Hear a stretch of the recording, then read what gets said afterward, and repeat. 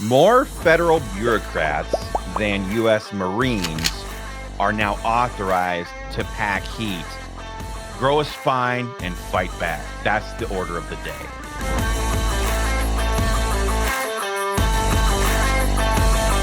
Folks, this is a great, big, growing, and giant problem that voters are going to have to face at some point in the very near future. I'm going to unpack it in this video.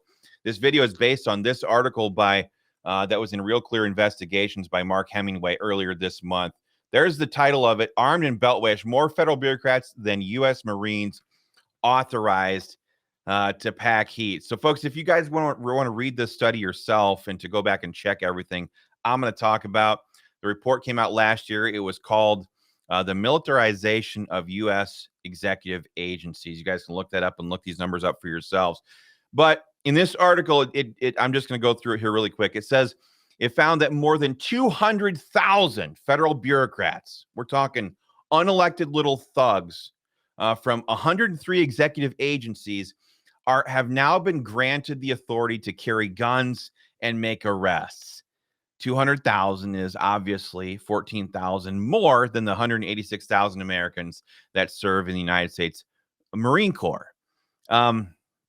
But again, 103 executive agencies outside of the Department of Defense have spent $2.7 billion on guns, on ammo, and on military-style equipment between 2006 and 2019. And folks, we all know very well what's happened since 2019. There's been a massive explosion of spending on that kind of stuff. So we know it's well above these numbers by now. Nearly $1 billion was spent between 2015 and 2019 alone on this. And just listen to some of the stuff that they've bought.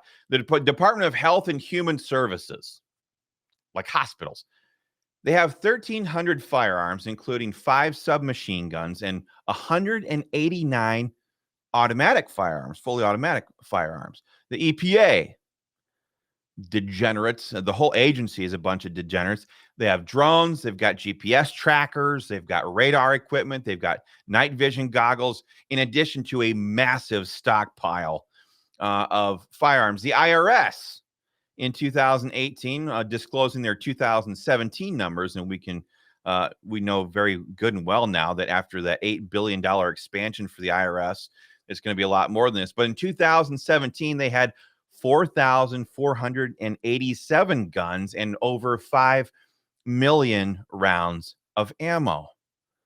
It's insane. Why are these firearms manufacturers selling firearms like this to these executive agencies? We need to think about that and maybe take action on that. But the funny thing is, and this article details this, it says, and they ask the question, with all of this material out there, with all of these firearms in rotation and in circulation amongst these federal agencies, what kind of reporting is there? But here's a quote from the article. It says, agencies quoted by Real Clear Investigations, from the HHS to the EPA, declined to provide, or said they didn't have, comprehensive statistics on how often the firearms are used, or details on how they conduct armed operations. That's kind of funny.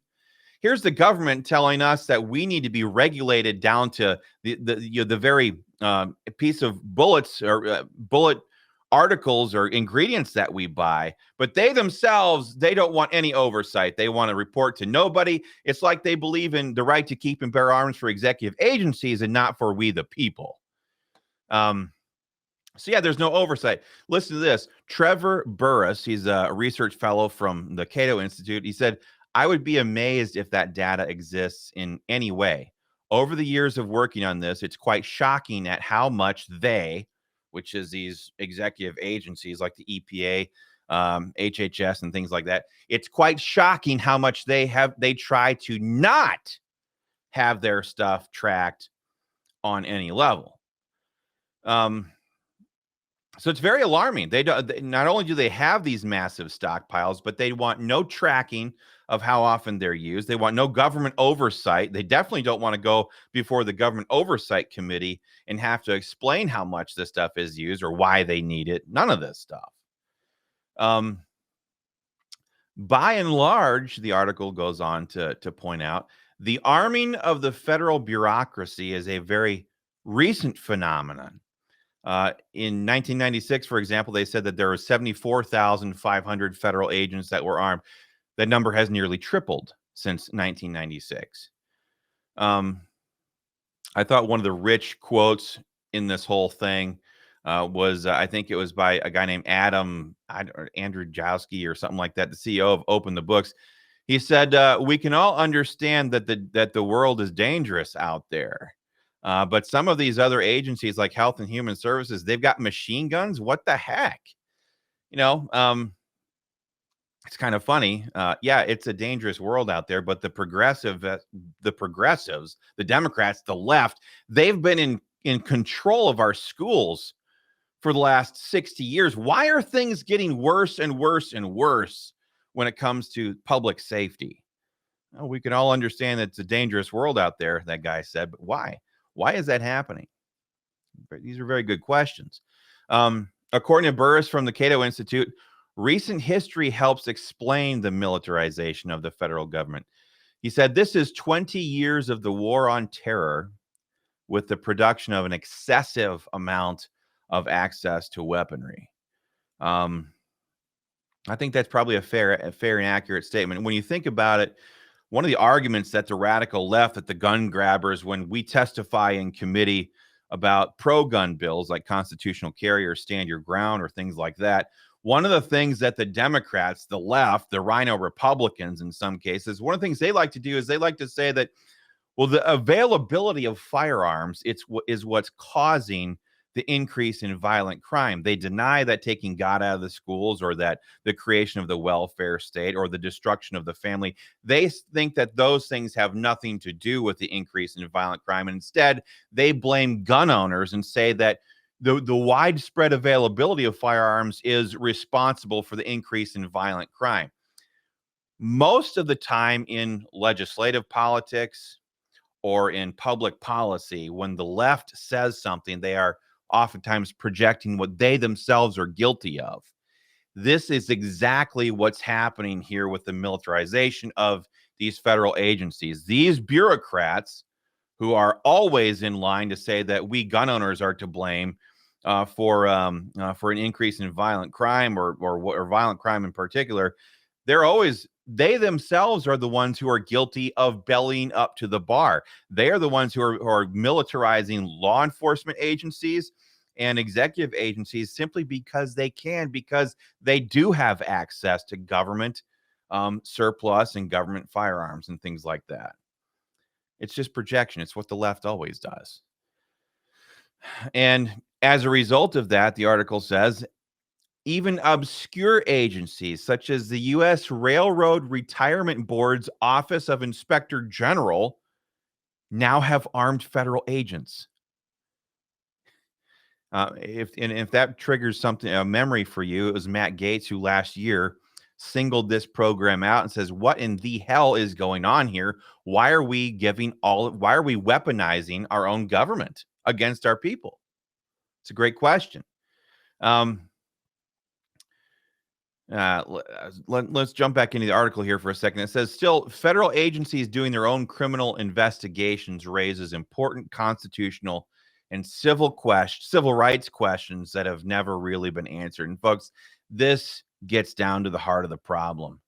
It says, last year, the Environmental Protection Agency raided a number of small auto shops across the country for allegedly selling equipment that helped car owners circumvent emissions regulations. And so this is a perfect example of the problem. The EPA gets to make their own regulations outside of Congress. They get to sit there. They have all their degenerate lefties that graduated from all these woke universities taught by totally liberal, degenerate professors. All these people get these government jobs at the EPA. They sit there, they make their own rules and regulations. And now totally outside of Congress, totally outside of the control of Congress, of the oversight of Congress, they get to make these rules on the fly. And then guess what? They get to have the armed personnel to go out and enforce that garbage. That's the problem here. That's the problem. Our founding fathers never, ever even dreamed of giving police powers to federal government. In case a lot of people don't know this, but in case you didn't know this, we have in the United States is a dual sovereignty nation.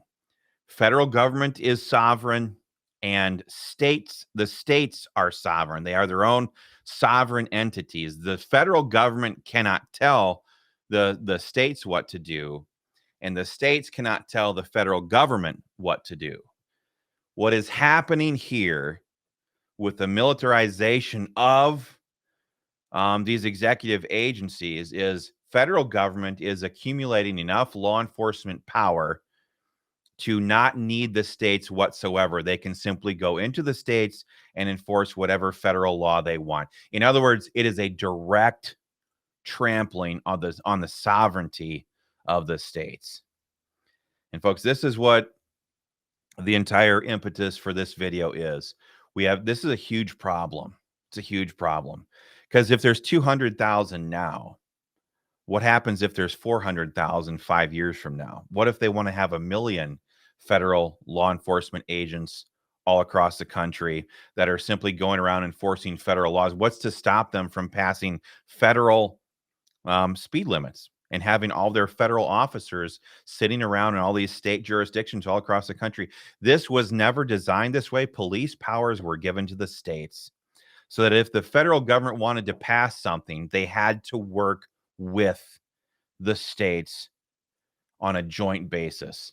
What they're doing here is elevating the federal government way over top of the states so they can control the states and tell the states exactly what they want to do. We're trying to pass legislation right now in Ohio and Pennsylvania and Florida and North Carolina, states all across America, that's called the Second Amendment Preservation Act, which stops a lot of this federal tyranny from happening by preventing commandeering of state and local law enforcement agencies from being forced to enforce federal laws. Well, the federal government sees this problem coming, and they're trying to preempt it and go around it by hiring so many and creating so many federal unelected, unaccountable